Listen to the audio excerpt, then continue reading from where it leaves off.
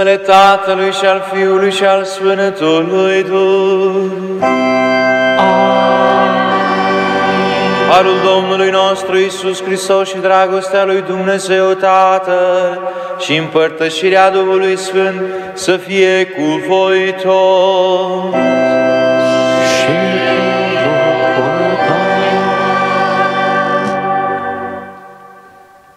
Bucurie vă salutăm pe fiecare, mai ales coriștii noștri, tuturor celor care ne ascultați, vă spunem Hristos a înviat și vom vedea în Evanghelia din această zi că răsună o întrebare. Pe cine căutați? Iar Maria Magdalena, care se află în afara mormântului, le spune celor doi îngeri, îl caut pe Iisus, pentru că nu știu unde l-au pus. Mă doare sufletul pentru că nu mai este aici, mi este dor de El. L-am pierdut pe Domnul și îl vreau înapoi în viața mea. La fel, vedeți, suntem invitați a treia zi de Paști să ne întrebăm și noi, acolo în casele noastre, stând pe un scaun cu lumânarea aprinsă, să ne întrebăm pe cine caut eu în viața mea. Dacă răspunsul va fi, îl caut pe Iisus, atunci sunt convins că viața fiecăruia dintre noi va înflori. Cu durerile noastre, cu problemele noastre, cu situațiile noastre din viața noastră nerezolvate, vine Iisus, le va rezolva.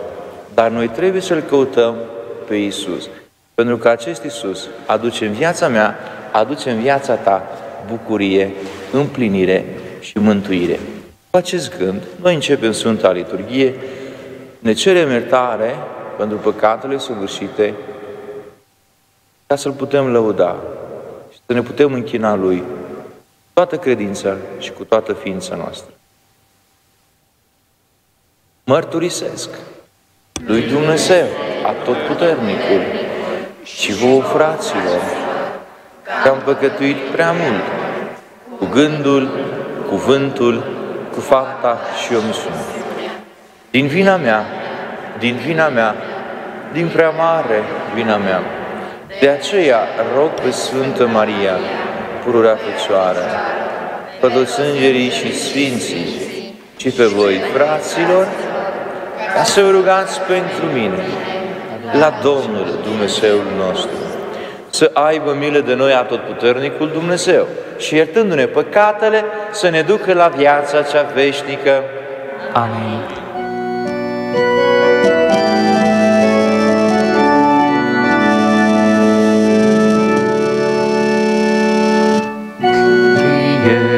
Kyrie, Kyrie eleison, Kyrie, Kyrie, Kyrie eleison. Christe, Christe, Christe eleison, Christe, Christe, Christe eleison. Kyrie, Kyrie, Kyrie eleison,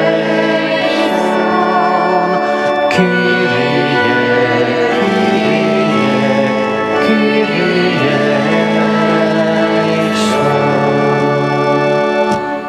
Gloria in excelsis Deo.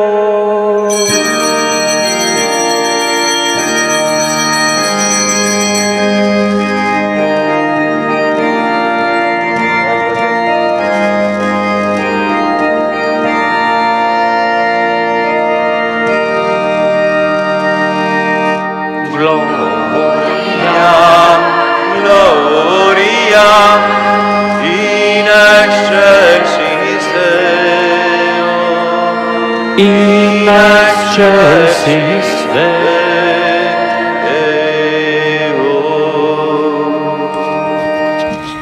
Și pace pe pământ oamenilor de bunăvoință. Te lăudăm, te binecuvântăm, te adorăm, te preamărim. Doamne Dumnezeule Împărate Ceresc, Dumnezeule Părinte Atotputernic, îți mulțumim ție pentru slava ta cea mare.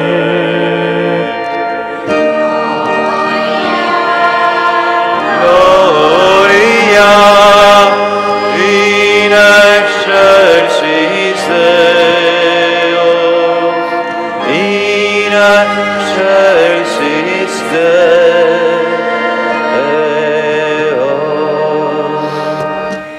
Doamne, Fiule unul născut, Iisuse Hristoase, Doamne Dumnezeule, Mielul lui Dumnezeu, Fiul Tatălui, care iei asupra ta păcatele lumii, miluiește-ne pe noi. Tu care iei asupra ta păcatele lumii, primește rugăciunea noastră.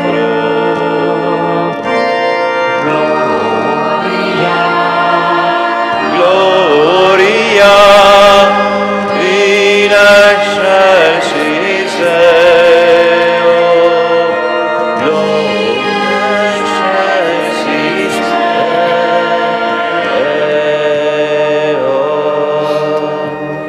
Tu care șezi de-a dreapta Tatălui, miluiește-ne pe noi.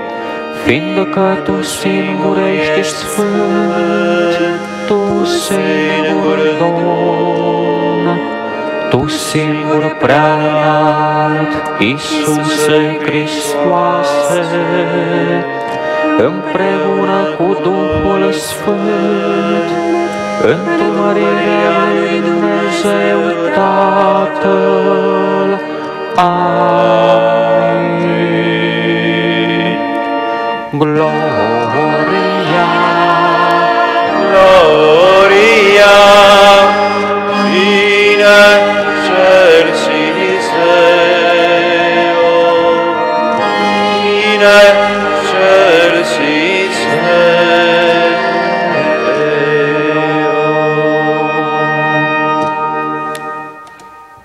Să ne rugăm.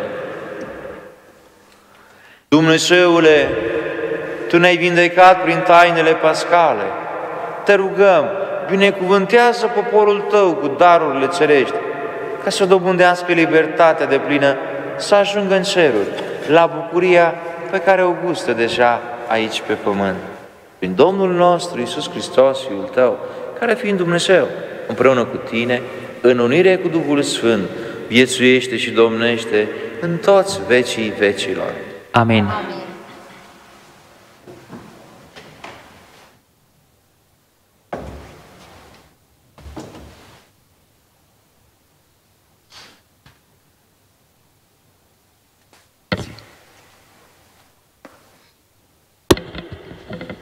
Citire din Faptele Apostolilor. În ziua de Rusalii, Petru le-a spus iudeilor: să știe cu siguranță toată casa lui Israel că Dumnezeu l-a făcut Domn și Hristos pe acest Iisus pe care voi l-ați răstignit.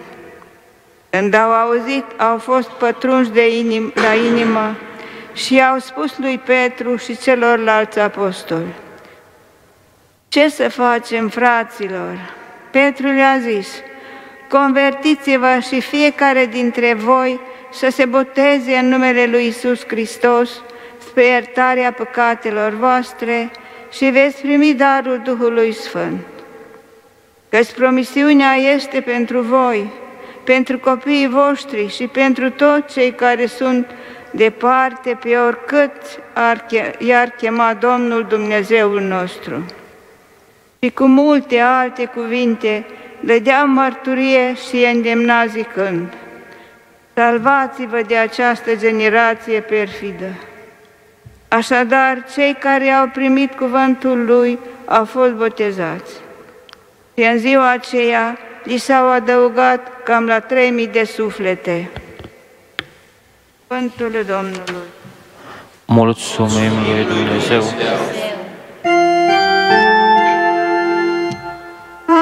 Aleluia!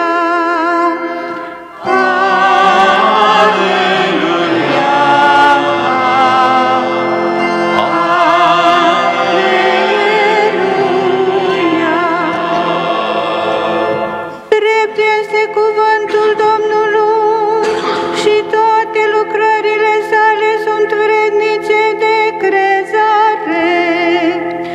El iubește dreptatea și judecata, pământul este plin de bunătatea Domnului.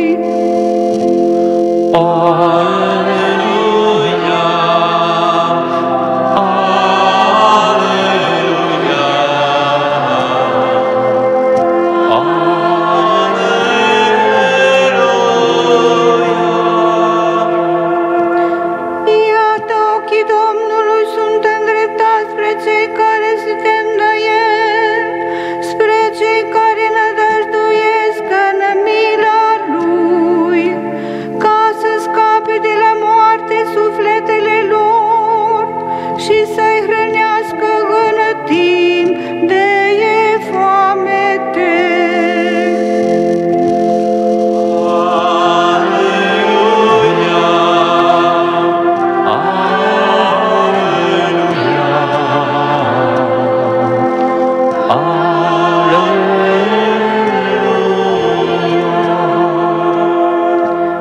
Sufletul nostru îl așteaptă pe Domnul, pentru că El este scutul și apărătorul nostru.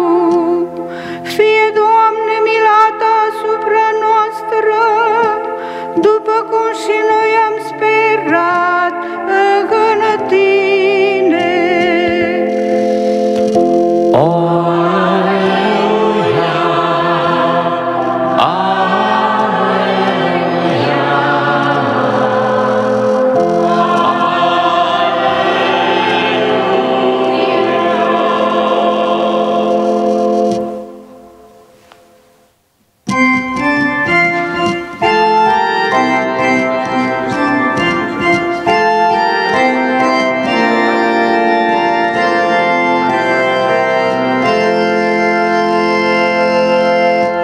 Aleluia!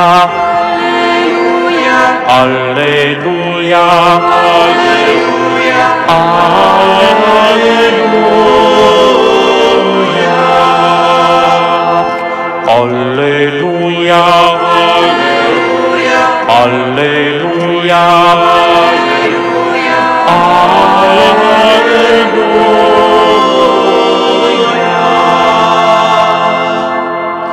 Aceasta este ziua pe care a făcut-o Domnul. Să ne bucurăm și să ne veselim în ea. Aleluia! Aleluia! Aleluia!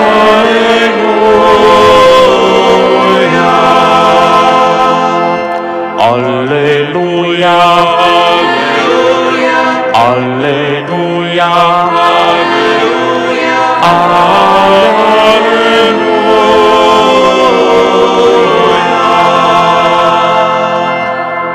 Domnul să fie cu voi. Și Citire din Evanghelia Domnului nostru Iisus Hristos după Sfântul Ioan. mare ție, Doamne! În acel timp, Maria stătea lângă mormânt afară și plângea. În timp ce plângea, s-a plecat spre mormânt și a văzut doi îngeri în haine albe, care stăteau în locul unde zăcuse trupul lui Iisus, unul la cap și altul la picioare. Ei i-au zis: „Femeie, de ce plângi?” Ea le-a spus: „L-au luat pe Domnul meu și nu știu unde l-au pus.” Spunând acestea și întorcându-se, l-a văzut pe Iisus stând în picioare, dar nu știa că este Iisus. Iisus i-a zis: femeie, de ce plângi? Pe cine cauți? Ea, crezând că este grădinarul, i-a spus: Domnule, dacă Tu l-ai dus, spune-mi unde l-ai pus și eu îl voi lua. Iisus i-a zis: Maria. Ea, întorcându-se, i-a spus în evreiește: Rabuni, care înseamnă învățătorule. Iisus i-a zis: nu mă reține, pentru că nu m-am urcat încă la Tatăl, dar du-te la frații mei și spune-le: mă urc la Tatăl meu și Tatăl vostru, la Dumnezeul meu și Dumnezeul vostru. Maria Magdalena a venit la discipoli și le-a vestit că l-a văzut pe Domnul și că El i-a spus acestea. Cuvântul Domnului! Laudă ție, Hristoase!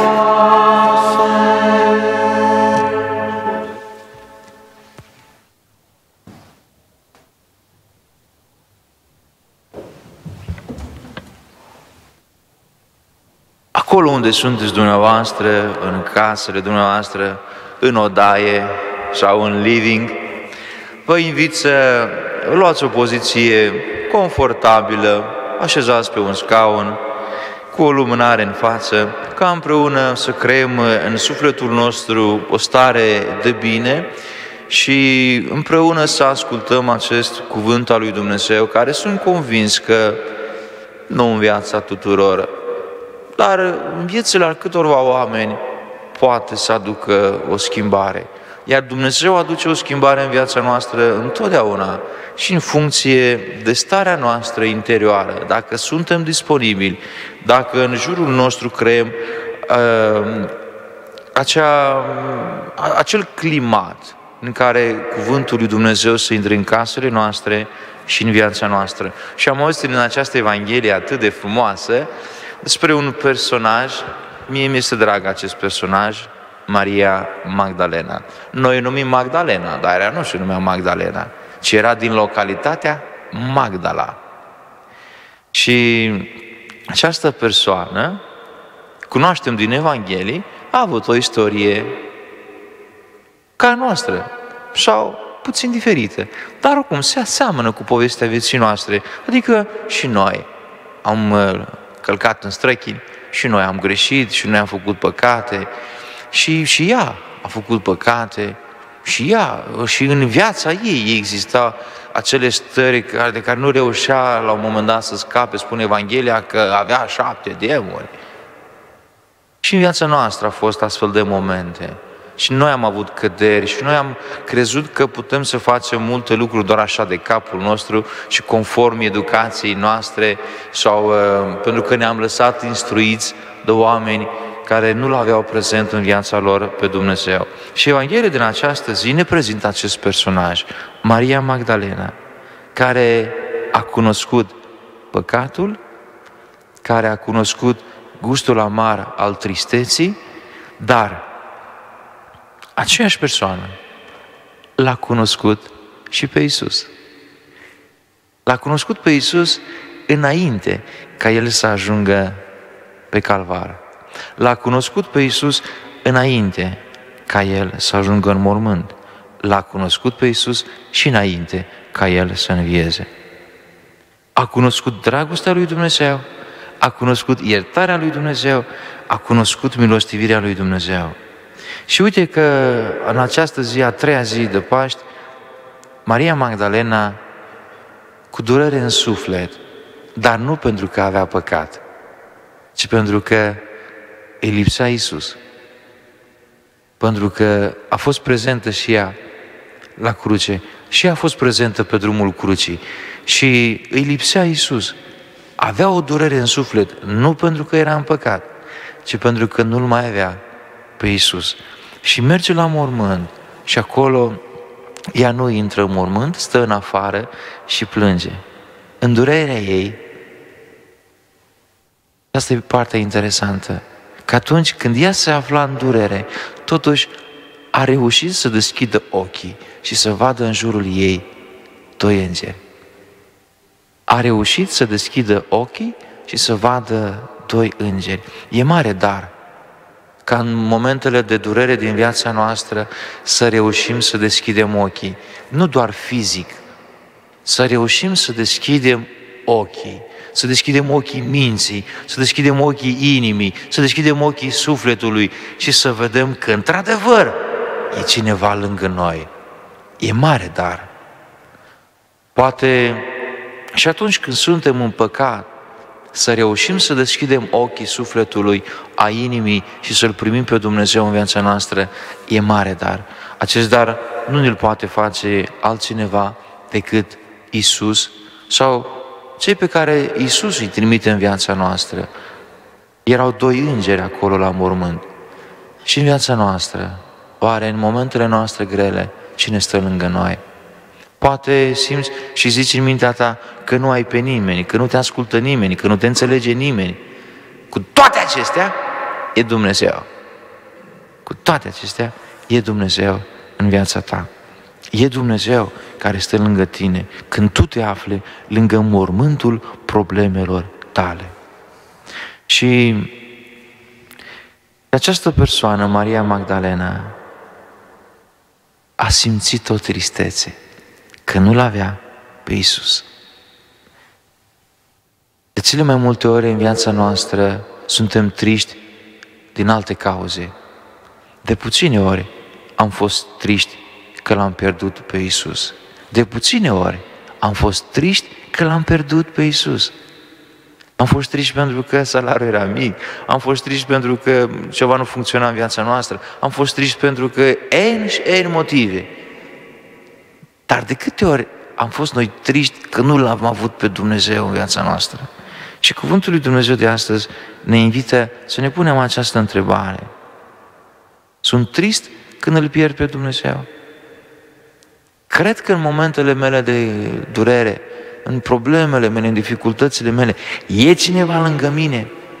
Reușesc eu să-mi deschid ochii atunci când plâng, atunci când simt că nu mai am nicio scăpare, atunci când mă aflu lângă mormânt, reușesc eu să deschid ochii și să văd pe acești trimiși ai lui Dumnezeu în viața mea? Stătea lângă mormânt și am văzut doi îngeri. Stau și eu lângă problemele mele, cu problemele mele, cu dificultățile mele. Pot să văd acești doi îngeri pe care Dumnezeu îi trimite în viața mea? Mă rog Domnului să-mi dea putere. Mă rog Domnului să-ți dea și ție harul, ca în momentele grele să poți deschide ochii și să vezi pe cei doi îngeri. Și apare o întrebare în această Evanghelie pe care am mai auzit-o în Vinerea Mare. În grădina măslinilor, după ce Iuda își împlinește menirea și se face rost de aia 30 de arginți, archierei trimit pe soldați, iar Iisus le iese în întâmpinare și îi întreabă: pe cine căutați? Acești soldați trimiși au mers să-L prindă pe Iisus, iar Iisus îi întreabă atât de frumos: pe cine căutați? Eu sunt. Aceeași întrebare și același răspuns: eu sunt. Și în a treia zi de Paște apare aceeași întrebare, când Maria stă la mormânt și Iisus o întreabă: dar pe cine cauți? Pe cine cauți? În viața noastră, dragii mei, ar fi fain să ne punem această întrebare. Dar nu numai când avem greutăți, nu numai astăzi când societatea stă în casă, ci și în momentele de bucurie, ci și în momentele când realizăm lucruri în viața noastră, și în momentele când suntem în culmea fericirii. Pe cine căutăm noi? Și dacă îl căutăm pe Iisus, sunt convins că binecuvântarea nu va întârzia în viața noastră. Dragostea lui Dumnezeu nu va întârzia. Sănătatea, împlinirea, liniștea gândurilor noastre, puterea de a ne așeza la locul nostru în viața noastră nu va întârzia să apară. Când îl cauți pe Iisus, neîntârziat și negreșit, Dumnezeu va veni în viața ta. După acest moment, când Maria vorbește cu îngerii, îl descoperă pe Iisus, Iisus îi vorbește Mariei și spune: mergi la frații mei și spune-le ceea ce ție ți s-a întâmplat. Mergi la frații mei și spune-le ceea ce tu ai descoperit. Mergi la frații mei și spune-le că eu, Domnul, trăiesc și sunt viu. Apare acest cuvânt, mergi la frații mei. De câte ori am mai auzit noi că Iisus folosește acest cuvânt în Evanghelie? De câte ori? Odată. Și acel moment a fost când vin la Iisus ucenicii și spun: frații tăi te caută, mama ta și frații tăi te caută. Iar Iisus le răspunde: cine sunt frații mei? Cei care ascultă și împlinesc cuvântul lui Dumnezeu. Cei care ascultă. La fel și astăzi, mergi la frații mei. La cine? La cei care ascultă, la cei care cred, la cei care se conformează, la cei care primesc cuvântul lui Dumnezeu, la cei care cred în acest cuvânt, la cei care cred în înviere. Mergi la frații mei și spune-le. La frații mei mergi și spune-le aceste lucruri.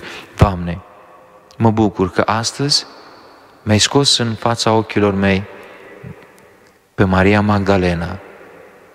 Am înțeles că și ea a cunoscut păcatul, dar mai mult, din această Evanghelie înțeleg că ea a cunoscut dragostea lui Dumnezeu, a cunoscut iertarea și eu sunt o Marie, cu greșelile mele, cu păcatele mele, dar vreau să fiu și eu aceeași Marie care cunosc dragostea ta.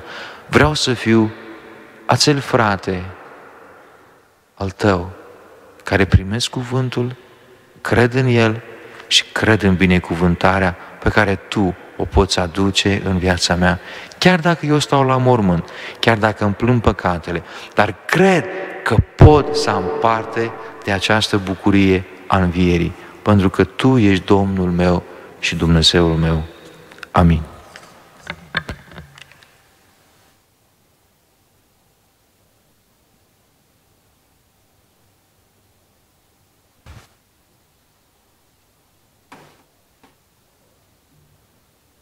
Fraților și surorilor, să ne rugăm Domnului nostru Iisus Hristos, care ne-a chemat la Sfântul Botez pentru a ne călăuzi la dragostea Tatălui Său Ceresc. Doamne Iisuse, învierea și viața noastră. Din moartea Ta nimicește moartea noastră și dă-ne viața cea nouă prin sfânta învierea Ta. Te rugăm, ascultă-ne. Veselește Biserica Ta Sfântă cu bucuria pascală. Te rugăm, ascultă-ne. Păstrează în harul Tău pe cei de curând botezați, ca și pe cei care s-au întors la Tine prin taina pocăinței. Te rugăm, ascultă-ne. Fă ca viața noastră să fie o mărturie vie a învierii Tale. Te rugăm, ascultă-ne. Dăruiește-le răbdare și speranță tuturor celor care Te urmează pe calea crucii. Te rugăm, ascultă-ne. Ia-mai pe cei răposați la viața veșnică. Te rugăm, ascultă-ne. Trimite de grabă darurile și binecuvântarea Ta în viața celor care s-au încredințat rugăciunilor noastre, a tuturor binefăcătorilor noștri, a celor care în aceste momente suferă și în viața celor care au grijă de acești suferinți. Veșnice Părinte, privește cu milă spre noi, cei botezați în moartea și învierea Fiului Tău. La a doua Lui venire, până Te rugăm, împărtaște mărirea Lui, prin același Hristos, Domnul nostru. Amin.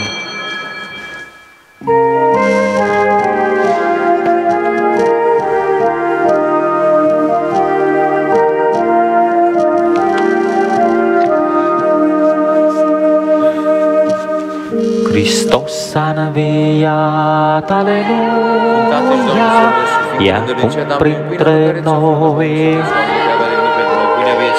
Slăvit fie vecea Său Sfânt, aleluia, aleluia.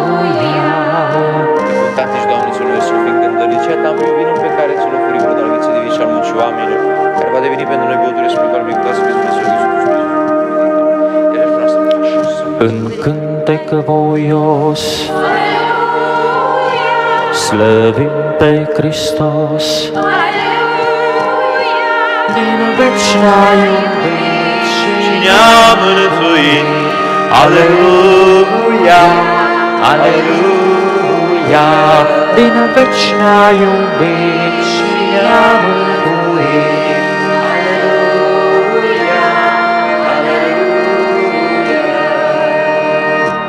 Rugați-vă, fraților, pentru ca jertfa mea și a voastră să fie plăcută lui Dumnezeu, Tatăl Atotputernicul. Să primească Domnul jertfa din mâinile tale, spre lauda și mărirea numele Său, spre folosul nostru și al întregii sale Sfinte Biserici.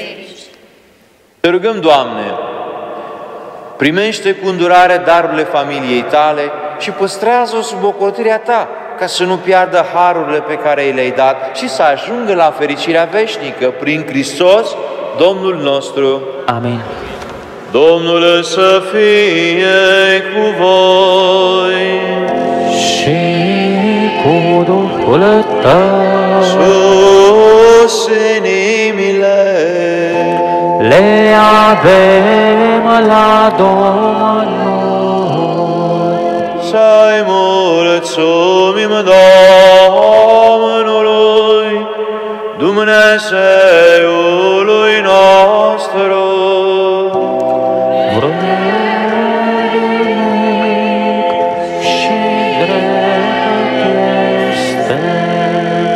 Cu adevărat vrednic și drept de cuvință și mântuitor lucru este să-ți aducem mulțumiri pururea și în tot locul, dar mai ales se cuvine să te lăudăm în acest timp în care a fost jertfit mielul pascal Hristos, Domnul nostru. El este cu adevărat mielul care a luat asupra sa păcatele lumii, care prin moartea sa a distrus moartea noastră, iar prin învierea sa ne-a făcut părtași ai vieții dumnezeiești. De aceea, întreaga omenire, mărturisind adevărul învierii, tresaltă de bucurie, împreună cu puterile cerești și corurile de îngeri, cântăm și noi imnul măririi tale, zicând fără încetare.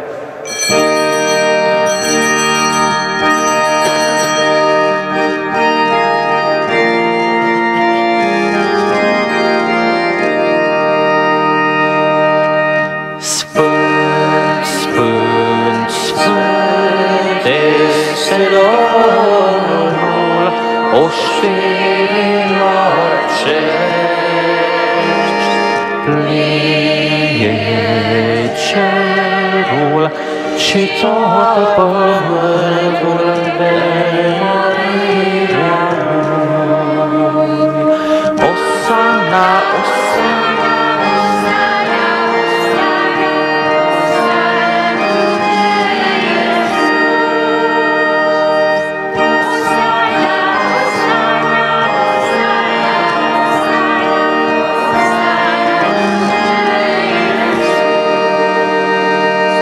bine este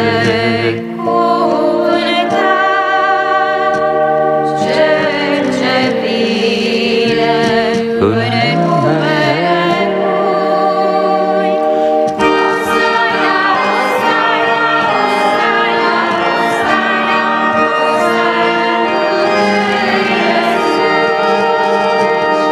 Osana, Osana, Osana, Osana, Osana, Osana, Osana într-un ceai de sfânt.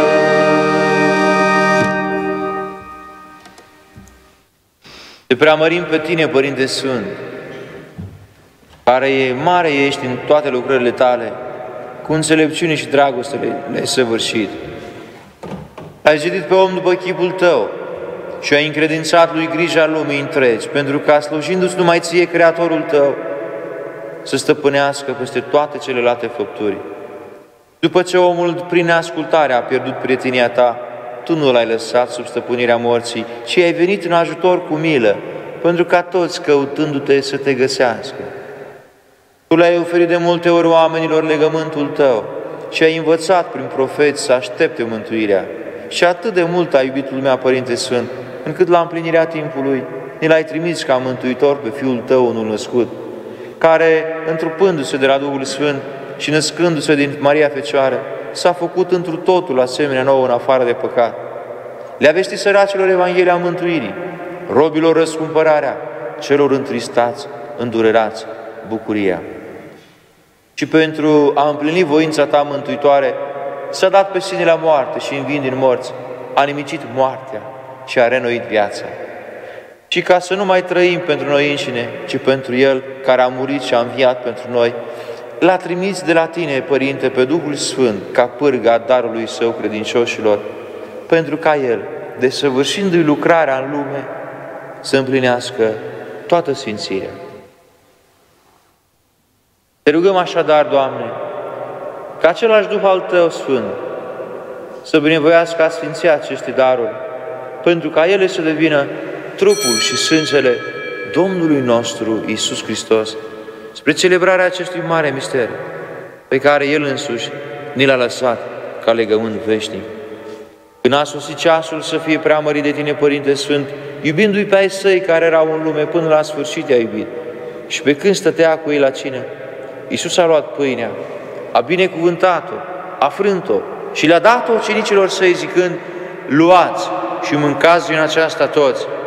Acesta este trupul meu care se jertfește pentru voi.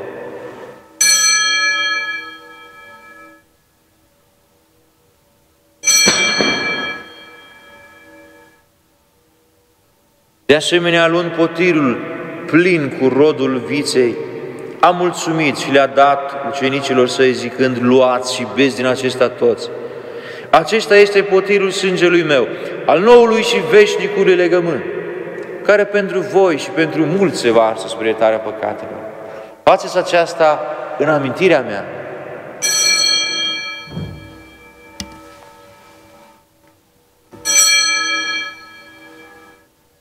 Misterul credinței. Moartea Ta o vestim, Doamne, și învierea Ta mărturisim, până când veni.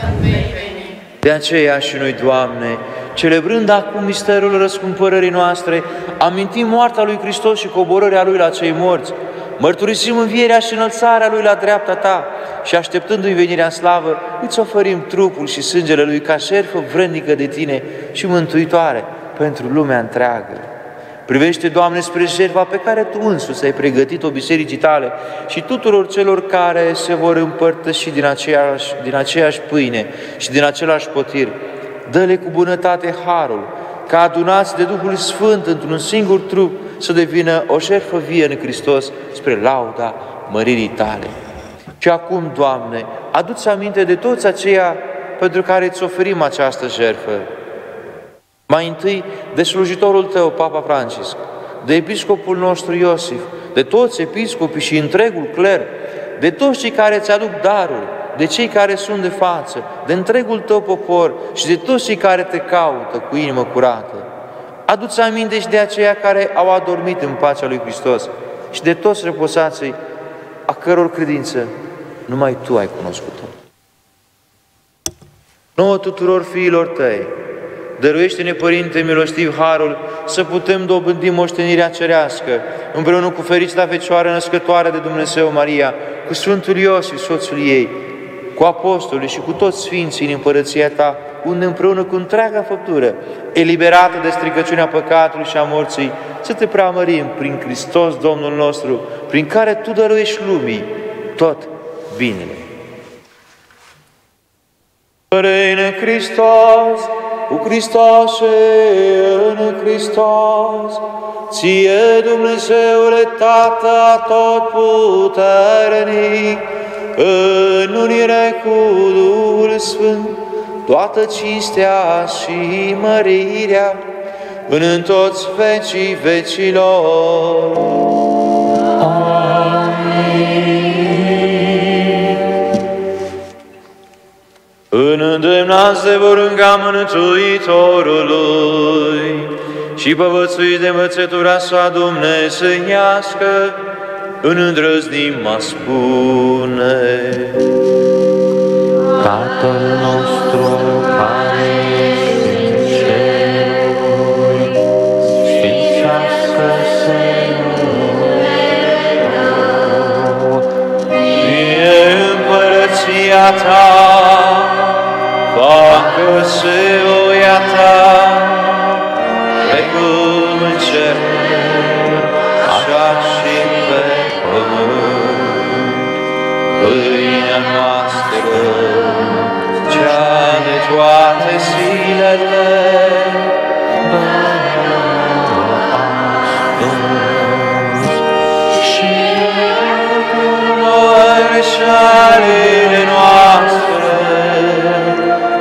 acum și noi iertăm greșiților noștri și nu ne duce pe noi în ispită, ci ne mântuiește de cel rău. Mântuiește-ne, ne rugăm, Doamne, de toate relele și binevoiește da pacea în zilele noastre, pentru că ajutați de milostivirea Ta să fim pururea liberi de păcat și feriți de orice tulburare, așteptând speranța fericită și venirea Mântuitorului nostru, Iisus Hristos.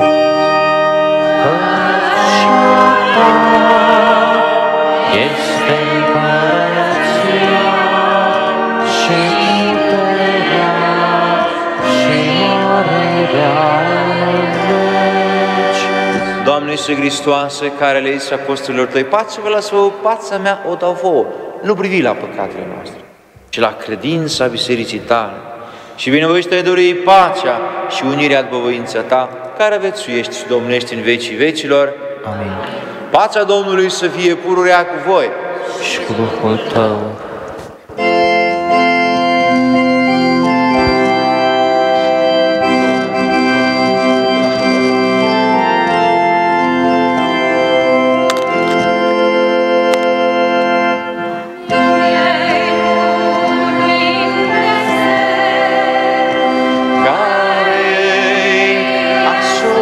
Ta păcatele lumii, miluiește-ne pe noi. Lui Dumnezeu, asupra Ta păcatele lumii, Miluiește-ne pe noi, mielul lui Dumnezeu, care e asupra Ta păcatele lumii, dă-ne nouă pacea Ta. Iată mielul lui Dumnezeu, iată-L pe acela care ia asupra sa păcatele lumii. Fericiți, să-i chemați la ospățul mielului. Doamne, eu nu sunt vrednic să intri sub apărământul meu. Spune-mă în cuvânt, se va tămădui sufletul meu.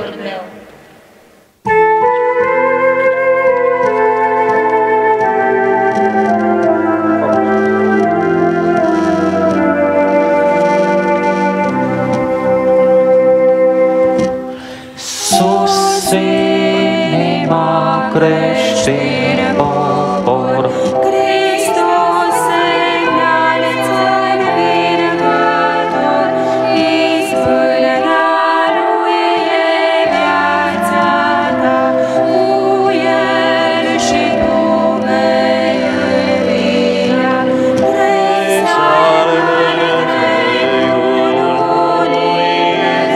Iisus răbună-l mulțimesc, slăviți pe El de păcat, Mirei celui înviat, a noastră e victoria,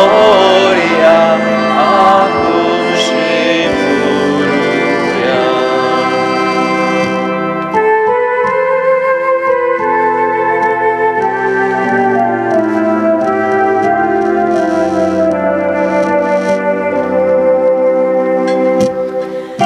Iisus măreț ridică-l vânt, stină darul vieții arg și sfânt, și ceea ce s-a prorocit e Stăți astăzi lucru împlinit, un soare nu lucește Iisus, e crucea sfântă lui Iisus, și tot creștinul bucuros. Satana fuge furios, a noastră e victoria, acum și pururea.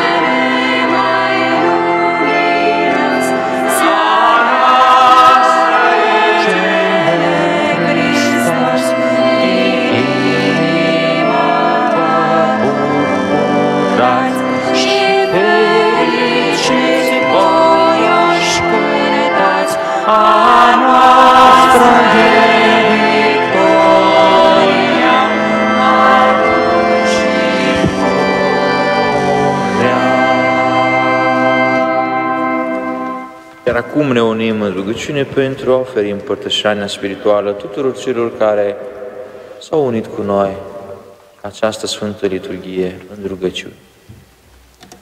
O Iisuse, te cred de față în preasfântul sacrament al altarului. Te iubesc din toată inima mea și doresc să vin sărmanul meu suflet, umilit și plin de căință. Știu că sunt nevrednic de un asemenea favor, dar mă încred în bunătatea ta. Dragostea ta față de suflete te va aduce și în inima mea, pentru ca să rămâi în mine și eu în tine. Maică Preasfântă, dă-mi inima ta neprihănită pentru a-L găzdui pe oaspetele meu divin. Te îmbrățișez, iubitul meu mântuitor, și mă dăruiesc cu totul ție. Dă-mi numai dragostea ta și fă-mă statornic ca niciodată să nu te părăsesc, ci să împlinesc întotdeauna voința ta. Doamne Iisuse, Mântuitorul nostru, Tu ai chemat pe oameni la Tine pentru a-i mântui și pentru a le împărți binefațurile Tale divine. Vin și eu, plin de păcate și de greșeli, pentru a mă învrednici de iertare și pentru a implora harul Tău. Ajută-mă să fac bine și cu evlavia această împărtășanie spirituală, ca să mă învrednicesc de binecuvântarea și darurile Tale, care viețuiești și domnești în vecii vecilor. Amin. Să ne rugăm! Ascultă-ne, te rugăm, Dumnezeule Atotputernic, care ne-ai făcut părtași de darul desăvârșit al botezului.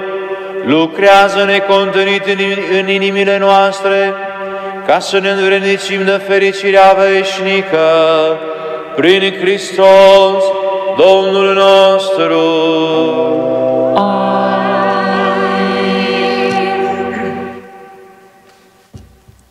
Dragi credincioși, De mâine intrăm în programul normal al celebrărilor Sfintelor Liturghii. Asta înseamnă că de mâine dimineață Sfânta Liturghie o vom celebra la ora 8, iar seara la orele 18. Împreună cu Părintele Diacon, tuturor vă dorim o zi binecuvântată și poftă bună! Mulțumim la fel! Domnule să fie cu voi Și cu Duhul tău. să vă binecuvânteze Atotputernicul Dumnezeu, Tatăl, Fiul și Duhul Sfânt. Liturghia s-a sfârșit, mergeți în pace, aleluia, aleluia.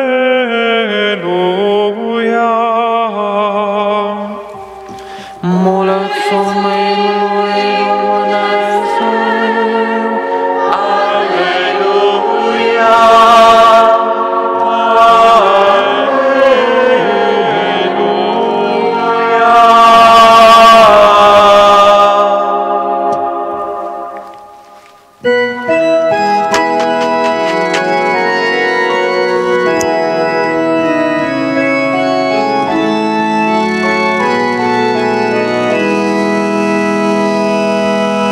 te bucură cerului regină, că cel pe care în brațe l-ai purtat, rupând blestemul greu al omenirii, triumfător din morți a înviat. Aleluia!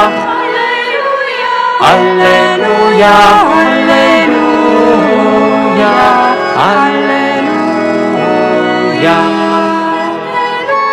aleluia, aleluia, aleluia, aleluia.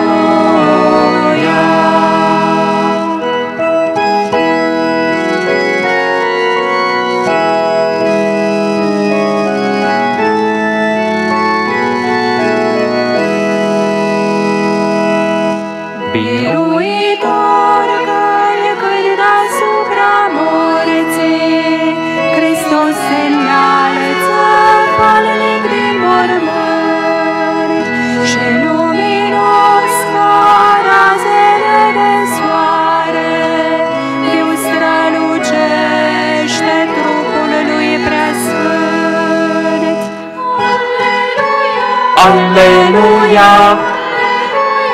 Aleluia, aleluia, aleluia, aleluia, aleluia, aleluia.